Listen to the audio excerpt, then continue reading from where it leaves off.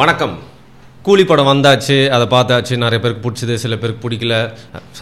சில பேருக்கு பிடிச்சது, நிறைய பேருக்கு பிடிக்கல. இந்த மாதிரி நம்மளும் வந்து விமர்சனம் வந்து பண்ணியிருந்தோம். எல்லாருமே விமர்சனம் பண்ணி அதுக்கு மேலே வந்து பார்த்திங்கன்னா ஒரு போஸ்ட்மார்டம் மாதிரி ரோஸ்ட்டுன்னு ஒன்று பண்ணுவாங்க. அப்படி ரோஸ்டன் பண்ணுறப்போ நிறைய நண்பர்கள் வந்து லோகேஷ் கனகராஜ் அவர்களை வச்சு செஞ்சுட்டாங்க. சில பேர் ட்விட்டரில் தொடர்ந்து அவர் படுக்கு போட்டு செஞ்சுட்டு இருக்காங்க. சில பேர் வந்து யூடியூப் வீடியோஸ் வந்து தொடர்ந்து போட்டுகிட்டே இருக்காங்க. நம்மளும் அந்த படம் வந்து திருப்திகரமாக இல்லை அப்படின்னு சொல்லியிருந்தோம். அதை தாண்டி வந்து பார்த்திங்கன்னா கண்டிப்பாக இந்த டேரக்டர் மேலே நிறையா ட்ரால்ஸு, கொஞ்சோண்டு ஹேட் வரும் அப்படின்னு பார்த்தா கொஞ்சம் ஹீட்டும் ஹேட்டும் சேர்ந்து கலந்து நிறையா அவர் மேலே வந்து போடப்படுது அப்படிங்கிற மாதிரி வந்து தோணுச்சு.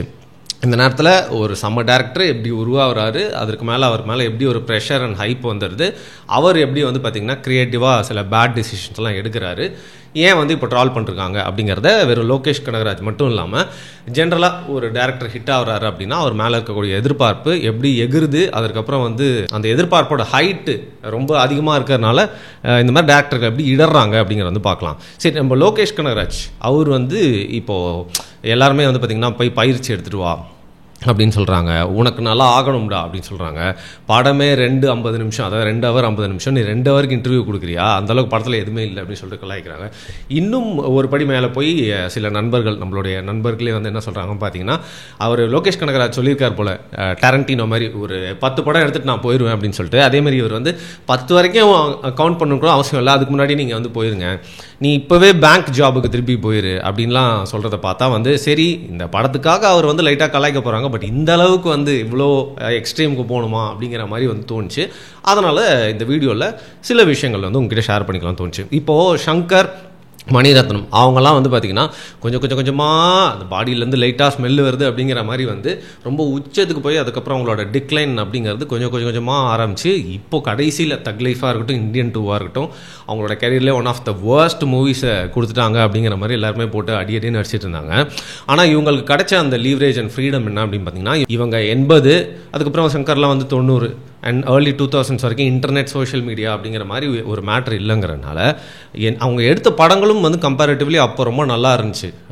இப்போது எடுத்துருக்க படங்கள் கம்பேர் பண்ணும்போது. அது மட்டும் இல்லாமல் சோஷியல் மீடியா பிளாட்ஃபார்மில் டிஸ்கஷன், விமர்சனம் அப்படிங்கிறதுக்கு பல அவுட்லெட்ஸ் இல்லாததுனால இவங்களோட இவங்க விமர்சனத்துக்கு உள்ளாக்கப்பட்டது அப்படிங்கிறதுக்கான எடுக்கப்பட்ட டைம் ரொம்ப ஆயிடுச்சு. பட் லோகேஷ் கனகராஜ் பாருங்களேன், இவங்கெல்லாம் வந்து பெரிய பெரிய நடிகர்களை வச்சு ஒரு படம் எடுக்கிறதுக்கு கொஞ்சம் டைம் எடுத்துக்கிட்டாங்க. பட் லோகேஷ் கனகராஜ் வந்து மாநகரம் அப்படிங்கிற ஒரு சிறந்த படத்தை வந்து எடுக்கிறாரு. ஒரு நல்ல டைரக்டர் யாருன்னு பார்த்தீங்கன்னா, குறைந்த பட்ஜெட்டில் பெரிய நடிகர்களே இல்லாமல் ரொம்ப எஃபெக்டிவான எல்லாரையும் போய் தொடக்கூடிய ஒரு கதையை எடுத்துட்டாருன்னா அவர் வந்து சூப்பர் டைரக்டர் அப்படின்னு சொல்லிட்டு கண்மூடித்தனமாக சொல்லலாம். அப்படி வந்து தன்னுடைய வரவை அறிவிச்சுக்கிட்டாரு மாநகரம் படத்தின் மூலிமா. அதுக்கு முன்னாடி வந்து ஷார்ட் ஃபிலிம்ஸ்லாம் வந்து நிறையா பண்ணியிருக்காரு. ஸோ இந்த மாநகரம் படம் எல்லா தரப்புக்கும் பிடிச்சது மட்டும் இல்லாமல் எப்பறம் ஒரு ஸ்டார் நடிகர்களே இல்லாமல் சின்ன சின்ன நடிகர்களை வச்சு ஒரு பெரிய ஹிட்டு கொடுத்துட்டாருன்னு சொல்லிட்டு எல்லா தரப்புலேருந்தும் கூப்பிட்டு அவர் வந்து பாடாட்டிருந்தாங்க. அப்போ வந்து யூடியூப் சேனல்ஸே நிறையா வந்து கூப்பிட்டு அவர் வந்து பேட்டிலாம் எடுத்திருந்தாங்க. சரி, இவர் ஒரு கிராஃப்ட் தெரிஞ்சவர் வந்திருக்காரு அப்படின்னு சொல்லிட்டு ஐடென்டிஃபை பண்ணிட்டாங்க.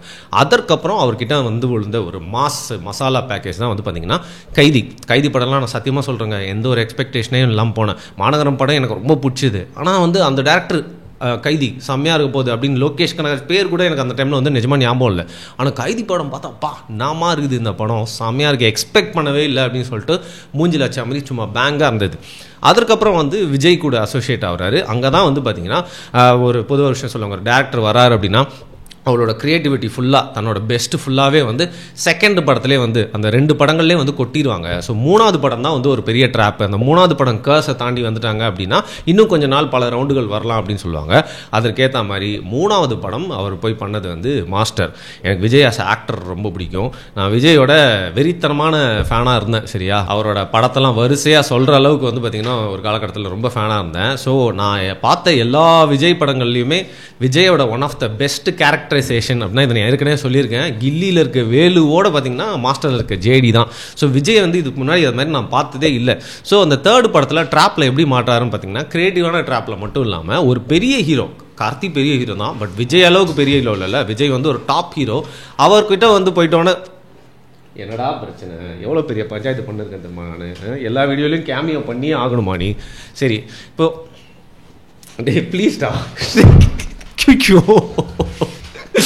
ஐயோ சாரிங்க மன்னிச்சுக்கோங்க. ஆக்சுவலாக தலைவனை வந்து துரத்தாதீங்க அப்படின்னு சொன்னீங்கன்னா தலைவன் இருந்தானா வந்து நான் வீடியோ ஃபுல்லாக பேசி முடிக்க முடியாது, சீக்கிரம் முடிச்சிடறேன் அவனுக்கு வெறியேறதுக்கு முன்னாடி.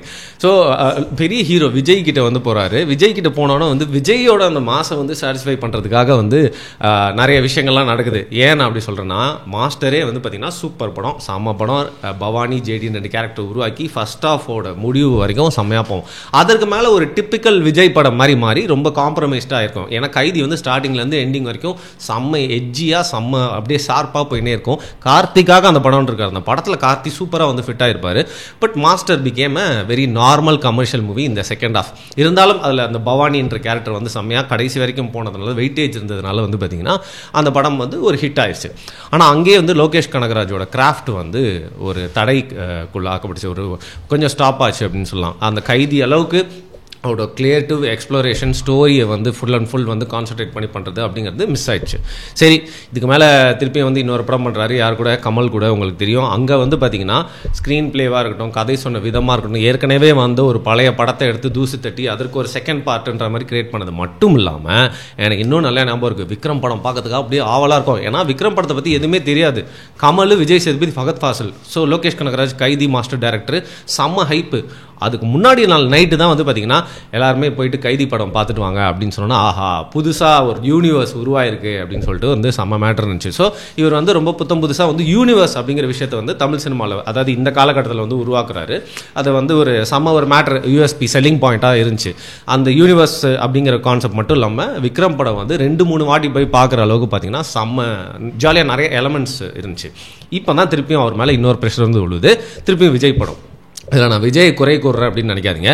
விஜய் குறை கூறல அப்படிங்கிறத தாண்டி வந்து விஜய் மாதிரி ரஜினி மாதிரி ஹீரோக்கள்லாம் வந்து பார்த்திங்கன்னா தமிழ் சினிமாவை ரொம்ப ஃபார்வர்டாக நோக்கி போக விடாமல் அவங்களுக்கு நிறையா சம்பளம்ன்றது மட்டும் இல்லாமல் கதையில் அவங்க மட்டுமே வந்து எப்போவுமே சென்டர் ஆஃப் அட்டென்ஷனாக இருக்கும். கதைக்கு முக்கியத்துவம் இல்லாமல் விஜய்க்காக ரஜினிக்காக இந்த கமர்ஷியல் ஹீரோஸ்க்கான படமாக வந்து மாற்றினதில் இந்த 2 ஹீரோஸோட பங்கு ரொம்ப அதிகம். ஸோ இந்த திருப்பியும் வந்து விஜய் கிட்ட போகிறப்போ அந்த எல்சியூ அப்படிங்கிற யூனிவர்ஸ், அது மட்டும் இல்லாமல் விஜய்க்கு வந்து ஒரு ஹிட் படம் கொடுக்கணும், மாஸ்டரோட பெட்டர் படம் கொடுக்கணும் அப்படின்னு பார்த்தா அது வரைக்கும் லோகேஷ் கனகராஜோட கேரியர்லேயே, அவரோட ஃபில்மோகிராஃபிலேயே வந்து வீக்கஸ்ட் மூவியாக லியோ வந்து முடியுது. செம்மையாக ஆரம்பித்தாலும் போக வந்து பார்த்திங்கன்னா ஃப்ளாஷ்பேக் போர்ஷன்ஸு அது எல்லாமே சொதப்பல், இதெல்லாம் வந்து நிறையா நம்ம பேசிட்டோம். அதுக்கப்புறம் அவர் வந்து பார்த்திங்கன்னா அதெல்லாமே ஃபேக்குன்னு சொன்னது. ஸோ சைடில் அவர் எடுத்த படம் மட்டும் இல்லாமல் அவர் கொடுக்குற இன்டர்வியூஸும் அவருக்கு எதிராக வந்து மாற வந்து ஆரம்பிச்சிடுச்சு. ஸோ பேசிக்லி வந்து லோகேஷ் கனகராஜ் கிரியேட்டிவ் ஃப்ரீடம் போயிட்டு முழுக்க வந்து அவரோட லோகேஷ் கனகராஜ் படமாக கொடுக்க முடியாததுக்கு மெயின் ரீசனாக போனது வந்து பார்த்திங்கன்னா விஜய் மாதிரி ஒரு டாப் ஹீரோ கூட போயிட்டு காம்ப்ரமைஸ் பண்ணதுனால தான். அதோட அது நிற்காம அது எக்ஸ்டெண்ட் ஆகி ரஜினி கிட்டேயும் வருது. ஸோ ரஜினி கிட்ட வந்தோன்னா திருப்பியும் ப்ரெஷர். என்ன ப்ரெஷர்னா, நம்ம குருநாதரை வச்சு ஒரு ஹிட்டு கொடுத்தாச்சு, அவருடைய ஆர்ட்ஸ் ரைவல் ரஜினி இருக்காரு, அவரை வச்சு வந்து எப்படி ஹிட்டு கொடுக்க போகிறோம் அப்படிங்கிற ப்ரெஷர் வந்துச்சான்னு தெரியல. இல்லை ரஜினியே வந்து பார்த்திங்கன்னா வந்து நண்பர் கமலுக்கு வந்து விக்ரம்னு ஒரு படம் கொடுத்துருக்கீங்க, நம்மளுக்கு வந்து அதே மாதிரி இல்லை அதோட படு தூளாக வந்து ஒரு படம் கொடுக்கணும்னு சொன்னோன்னே அந்த ப்ரெஷருக்குள்ளே போய் சிக்கிக்கிட்டாரா அப்படின்னு தெரியல.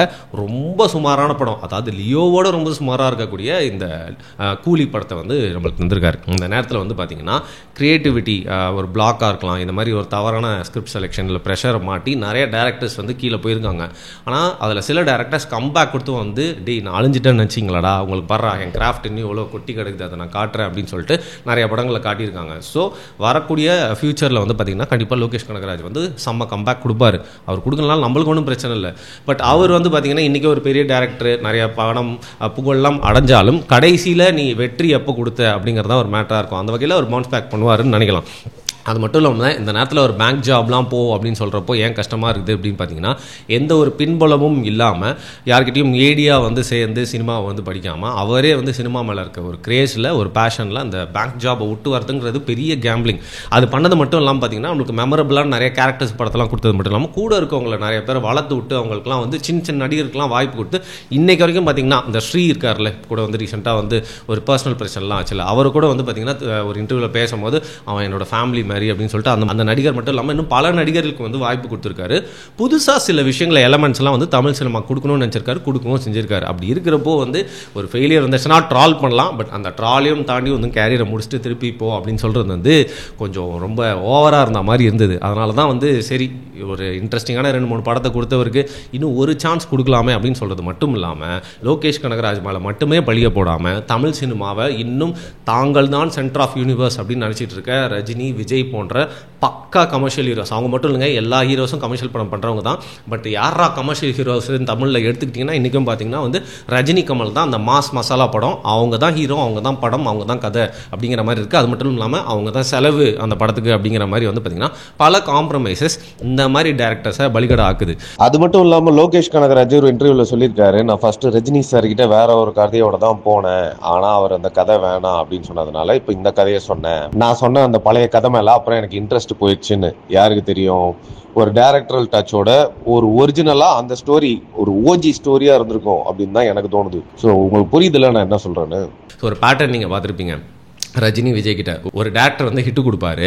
அந்த டேரக்டர் அப்படியே கால் பண்ணி பேசினதா வாழ்த்து சொன்னதா நியூஸ் பேப்பரில் வரும். அதுக்கப்புறம் வந்து பார்த்திங்கன்னா அவங்க வீட்டில் கூப்பிட்டு வந்து பாராட்டி ஒரு ஃபோட்டோலாம் எடுத்துப்பாங்க. அதுக்கப்புறம் அவங்களுக்கு ஒரு கதை சொல்லப்படும். அந்த படம் தான் வந்து பல ஹிட்டு டேரக்டர்ஸ்க்கு முதல் மொக்க மூவியாக கூட, இதில் எக்ஸப்ஷன்ஸ் இருக்கலாம், பட் மொக்க மூவியாக அமைஞ்சிருக்கும். ஸோ இந்த ப்ரெஷர் அப்படிங்கிறது தமிழ் சினிமாவை நல்ல ஸ்டோரியோட பாத்தில் போடாமல் நிறைய டேரக்டர்ஸை கூப்பிட்டு இது மாதிரி வந்து முடிச்சு விட்ற மாதிரி ஒரு ஃபீலிங் இருக்குது. எனிவே தொடர்ந்து வந்து பார்த்திங்கன்னா அவருக்கு வந்து ஸ்டாண்ட் அலோன் மூவிஸ் மட்டும் இல்லாமல் நிறைய எல்சியூ படமும் எடுப்பேன் அப்படின்னு சொல்லியிருக்காரு. கைதி 2 வருதுன்னு சொல்லியிருக்காரு. ரோலெக்ஸும் வருமா.